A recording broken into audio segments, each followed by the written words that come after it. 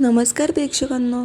लग्नानंतर होईलच प्रेम या मालिकेच्या पुढील प्रोमोमध्ये काव्य आणि जीवा समोरासमोर आलेले आहेत. ते दोघंही भांडत असतात. पण इकडे आता मारणीच्या मैत्रिणीने त्यांना सांगितले की काव्य तिच्या बॉयफ्रेंडला भेटायला माझ्या कॅफेमध्ये आली आहे.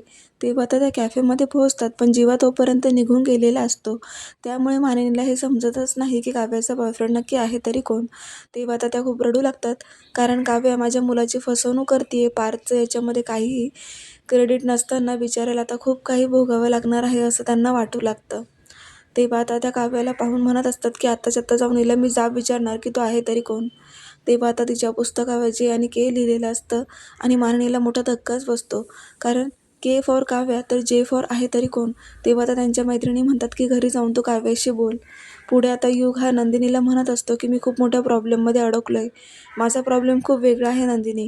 तेव्हा नंदिनी म्हणते की एका बहिणीसारखी आहे, मला शेअर कर, मी तुला नक्कीच त्याच्यातून मार्ग दाखवेल. तेव्हा युग हा नंदिनीला सगळं सत्य सांगून टाकतो. पण त्याच वेळेला इकडे आता वसू आत्याने रम्याला त्याचं सत्य समजलंय.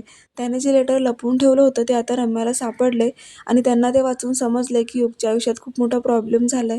तेव्हा आता हा प्रॉब्लेम आणि नंदिनी ह्या दोन गोष्टी आपण जर एकत्र आणल्या तर आपल्याला नंदिनीला उद्ध्वस्त करता येईल आणि युगला आपण आपल्या टीममध्ये घेऊयात आणि आपल्याला बदला घ्यायला त्याचा आपल्याला पुरेपूर फायदा होईल असं समजून आता त्या नंदिनीच्या मागे लागलेल्या आहेत. नंदिनीला कसं बरबाद करता येईल याचा ते विचार करताय.